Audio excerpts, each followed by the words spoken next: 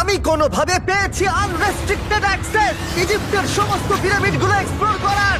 ও আমার গোটা জীবনে আমি এমন জিনিস দেখিনি। আমরা প্রাচীন ফেরাওদের সমাধিগুলোতে যাব, যেসব জায়গায় প্রবেশ করা লিগ্যাল নয়, কারণ ওই জায়গাগুলো খুবই বিপজ্জনক। এখান থেকে পড়ে গেলে কি হবে? ও আমরা নিশ্চিত মরে যাব। আমরা এমনকি পিরামিডের নিচে একটা গোপন সমাধিতে সাঁতার ও কাটবো। মাই গড! আর এগুলো এক্সপ্লোর করার জন্য আমরা মাত্র 100 ঘন্টা পেয়েছি, আর আমরা সেটা শুরু করছি এখন থেকে। সবাই আমার সাথে চলো, বেশ মজার হবে কিন্তু। এটা কিন্তু দারুণ। কেউ একজন 4500 বছর আগে পাথরটা এখানে রেখেছিল। একদম, এই পিরামিডটা প্রায় 4500 বছরেরও বেশি পুরনো। আমরা যে পথ দিয়ে যাচ্ছি সেটা মিশরবিদদের মতে রাজা খুফুর সমাধির দিকে নিয়ে যায়, সেই ফেরাও যিনি সম্ভবত পিরামিড তৈরি করতে বলেছিলেন। ওয়াও! এই যে ঘরটা দেখছেন এটাকে বলে গ্র্যান্ড গ্যালারি। আমরা এখনো অব্দি এই পিরামিডের কতটা ঘুরলাম? আমার কাছে এই প্রশ্নের কোনো উত্তর এই মুহূর্তে নেই। ও উত্তরটা খুবই ভালোভাবে দিল আমাকে। এর পরের ঘরটা হলো রাজার শেষ বিশ্রাম কক্ষ। হ্যাঁ, আমাদের তো তাই মনে হয়। তাহলে চলো যাওয়া যাক। ও ও ও ভাই, এটা আমি কি দেখছি? এটা তো অসাধারণ। 4600 বছর আগে এই ঘরে হয়তো রাজার মমিকৃত দেহ রাখা হয়েছিল। এখানেই তাহলে ফেরাওকে সমাধিস্থ করা হয়েছিল। হ্যাঁ, আমরা মনে করি এখানেই ওনাকে সমাধিস্থ করা হয়েছিল। মনে করো, শিওর নয়। আমার মনে হয় এই পিরামিডের ভেতরেই আরো একটা চেম্বার আছে যেটা আমরা এখনো খুঁজে পাইনি। সেখানেই হয়তো রাজার বডি রাখা আছে। আমরা এই ভিডিওতে সেটা খোঁজার চেষ্টা করব, কারণ এর পরে আমরা লিটারালি এই পিরামিডের কয়েকশো ফুট নিচে যাব, আর এমনকি পৃথিবীর বৃহত্তম প্রাচীন পিরামিডের সব থেকে উঁচু স্থানে যাব। এটা দারুণ! আমরা অন্য বিশাল পিরামিডগুলো ঘুরে দেখার আগে আমাদের বেস ক্যাম্পটা দেখাই চলো। হ্যাঁ, এটা দারুণ। এখানে আছে ডিনার টেবিল, ঘুমানোর জন্য টেন্ট, আর ওকে। এমনকি লাইটও লাগানো হয়েছে যাতে ক্যাম্প থেকে পিরামিডগুলো দেখা যায়। এটা হয়তো আমার দেখা সবথেকে এক্সপেন্সিভ নাইট লাইট। এই পিরামিডটা আমরা আগামীকাল এক্সপ্লোর করব। ভোর 5টায় আমরা শুরু করব। এখন সবাই ঘুমিয়ে পড়ো।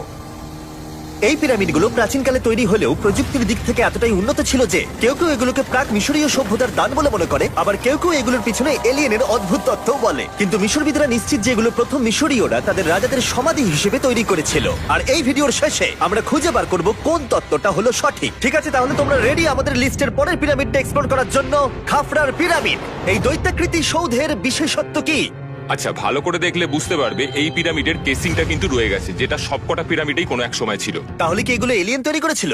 না না, এলিয়েন নয়। আচ্ছা, রামি আমাদের পৃথিবী পৃষ্ঠ থেকে প্রায় 100 ফুট নিচে খাফরার পিরামিডের গভীরে নিয়ে গেল। এটা এমন একটা জায়গা যেখানে আধুনিক বিশ্বের খুব কম জনই গেছে। তাই সত্যি বলতে আমরা বুঝতেই পারছিলাম না যে এরপরে আমাদের জন্য কি অপেক্ষা করে আছে। প্রাচীন মিশরীয়রা কার্ডবোর্ড ব্যবহার করত। আমরা বিশ্বাস করি এটা দীর্ঘ সময়ের জন্য রাজা খাফরার সমাধিস্থল ছিল। আর এখন এখানে জিনিসপত্র রাখা হয়। দেখো, ওরা এই পিরামিডটাকে রিস্টোর করছে জিমি, ওদের জিনিসপত্র দরকার। তাহলে আসল সমাধিস্থল অন্য জায়গায়? হ্যাঁ, রামি আমাদের আসল সমাধিস্থলে নিয়ে গেল, যেখানে একসময় রাজা খাফরার মৃতদেহ রাখা ছিল। আমি একটা বড় সিলিং দেখতে পাচ্ছি। ভাই, আমরা কিন্তু পিরামিডের অনেকটা ভিতরে রয়েছি। আমরা পৌঁছে গেছি। এই হলো কিং খাফরার আসল সমাধিস্থল। আমার গোটা জীবনে আমি এমন জিনিস দেখিনি। এটা কি ভাই? এটা কি? দাঁড়াও, ডেটটা দেখো। যেই সমাধিটা আবিষ্কার করেছিল এই গ্রাফিটিটা তার। ও জানিয়েছিল যে ওটাকে ডিসকভার করেছে। হ্যাঁ, এখানেই তাহলে ফেরাওকে সমাধিস্থ করা হয়েছিল। এখানেই কিং খাফরাকে সমাধিস্থ করা হয়েছিল। এখানে শুলে কি ওনাকে অসম্মান করা হবে? এটা সম্মান অসম্মানের ব্যাপার নয়, কিন্তু এখানে একটা অভিশাপ আছে। কেমন অভিশাপ আছে এখানে?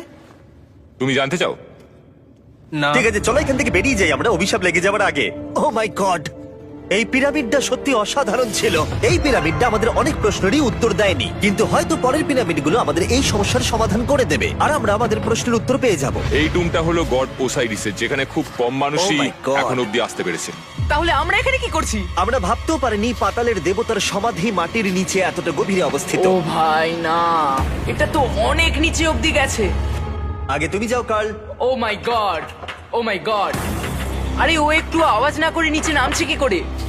এটাই হলো এন্ট্রেন্স, কাল। হ্যাঁ, তারপরে এটা আন্ডারওয়ার্ল্ডের গডের এন্ট্রান্স। এটা তো অনেক বড় সিঁড়ি। এটা কিন্তু সত্যিই খুব গভীর, মানে তুমি যদি পড়ে যাও। হ্যাঁ, নিশ্চয়ই আমি মরে যাব। হ্যাঁ, এটা কিন্তু সত্যি খুব ভয়ঙ্কর। আমার নিচে নামতে একদমই ইচ্ছা করছে না। আর যদি তোমাদের এটাতেও ভয় না লাগে তাহলে বলি এরপরে আমরা এটার মুখোমুখি হলাম। 3000 বছরের পুরনো মানুষের হাড়। ও মাই গড, আমি এটা কেন ধরে আছি? আচ্ছা, এটা কি খুলি? এটা একটা খুলি। হ্যাঁ, ও মাই গড। এটা এতটাই নিচে যে আমরা আর গভীরে গেলে আমরা সবাই মারাও যেতে পারি অক্সিজেনের অভাবে। একদম ঠিক। চ্যান্ডলার এখন এগিয়ে যাচ্ছে ওসাইরিসের সমাধিস্থলের দিকে। ঠিক আছে, যাওয়া যাক। ঠিক আছে, আমি কিন্তু এখন জলে। ও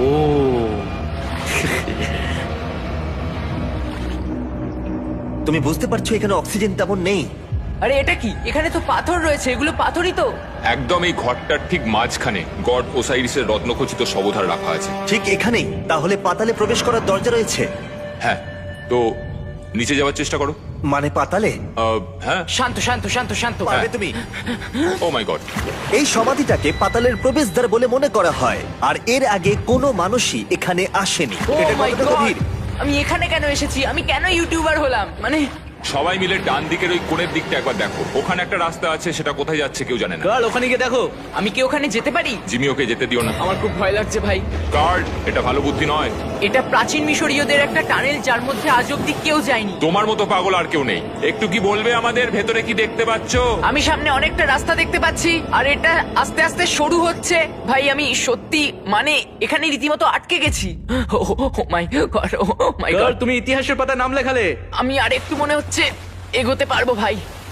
এর চেয়ে বেশি সময় এখানে থাকলে অক্সিজেনের সমস্যা হবে। আমরা কি এবার বেরোবো? চলো বেরোই। তাই আমরা অক্সিজেনের অভাবে মরে গিয়ে পাতালে চলে যাওয়ার আগে এসব করার কোনো মানেই হয় না, তাই না? যত তাড়াতাড়ি সম্ভব আমরা এখান থেকে বেরিয়ে গেলাম, কারণ আমি আরো বাঁচতে চাই এক্সপ্লোর করার জন্য গিজার গ্রেট পিরামিডের অদৃশ্য খাতগুলো, যেখানে এখনো পর্যন্ত মহাকাশে যাওয়ার চেয়েও কম মানুষ এসেছে। কে আমার সাথে ক্যামেল রাইড করবে? চলো যাওয়া যাক। উঠে পড়ো, আরে উঠে পড়ো। আরে ও চাইছে না আমি যাই। তোমাকে কখনো ক্যামেল কামড়েছে? হ্যাঁ কি হ্যাঁ ব্যথা হয়েছে? হ্যাঁ। আরে এরকম করো না। আজকে অনেকক্ষণ ধরে এক্সপ্লোর করা হবে। আমার তো বিশ্বাসই হচ্ছে না। জানলার তুমি ঠিক আছো? না, টানো টানো। আরে আমি পারছি না, আমাকে এটা থেকে নামাও। দেখো একে কি সুন্দর লাগছে। এটা আমার জীবনের সব থেকে ভালো শট। আমি ক্যামেলের পিঠে চেপে মিশরের পিরামিডের সামনে দিয়ে যাচ্ছি। ভাই এটা সত্যি অসাধারণ এক্সপিরিয়েন্স। আর এবার গিজা মালভূমি অভিযানের ডিরেক্টর, যেটা আমাদের লিস্টের 3 নম্বরে রয়েছে, মেনকাউরের পিরামিড ঘুরিয়ে দেখাবেন। যদি তোমরা নিচের দিকটা দেখো, তোমরা 4600 বছর আগের কিছু গ্রানাইট দেখতে পাবে। আমরা দেখিয়ে দিই, এটা অনেকটা এরকম দেখতে ছিল। ওয়াও! কিন্তু এখন এটাই অবশিষ্ট পড়ে আছে 5000 বছর পরে। এ আমার বন্ধু নোলান, একে কি আমরা ওপরে ঘুরতে পাঠাতে পারি? অবশ্যই। এটা করা ইল্লিগাল, কিন্তু তাও আমি পারমিশন পেয়েছি। নোলান একটু সাবধানে। তুমি কি একবার নোলানের ওপরে চেঁচাতে পারবে? ও ভয় পেয়ে যাবে। পিরামিডে ওঠার সুযোগ কিন্তু এত সহজে পাওয়া যায় না, কিন্তু আমি পেয়ে গেছি ভাই। নিচে নামো, নিচে নামো, তাড়াতাড়ি নিচে নামো। নামো। নামবো? হ্যাঁ নামো। ঠিক আছে। নোলান শোনো, তুমি তাড়াতাড়ি নিচে নেমে এসো। চলে এসো। হ্যাঁ হ্যাঁ, আমি নামছি। তাড়াতাড়ি নিচে নামো। নামো আরে বলছি। শোনো, ও ভয় দেখাচ্ছে, তুমি যাও। আমরা একটু মজা করছিলাম। ও মাই গড, আমি খুব ভয় পেয়ে গেছি ভাই। আমি ভাবছিলাম আমাকে অ্যারেস্ট করা হবে। চলো তাহলে যাও যাক। চলো যাওয়া যাক। ও ক্যামেরাটা একবার ওইদিকে ঘোরাও। ওদিকটা তো অন্ধকার কেন? লাইটের সুইচ অফ করা আছে। ও আচ্ছা, আমি বুঝে গেছি। চলো ঢোকা যাক। পিরামিডে ঢোকার পরেই আমাদের 100 ফুট নিচে যেতে হলো, যেখানে যাওয়ার পরে আমরা দেখতে পেলাম প্রাচীন মিশরীয় ইতিহাসের প্রথম কক্ষ, যা খোদাই করে সাজানো হয়েছিল। এটা কি?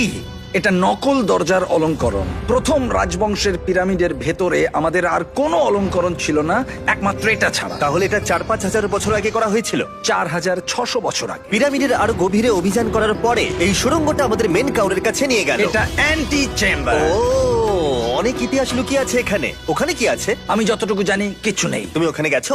না, কি করে জানলে ওখানে কিছু নেই? কারণ আমি এখান থেকে দেখতে পাচ্ছি। ও আচ্ছা। তুমি দেখো, ও। এখান থেকে দেখা যাচ্ছে কিচ্ছু নেই। ও হ্যাঁ, ওখানটা দেখা যাচ্ছে।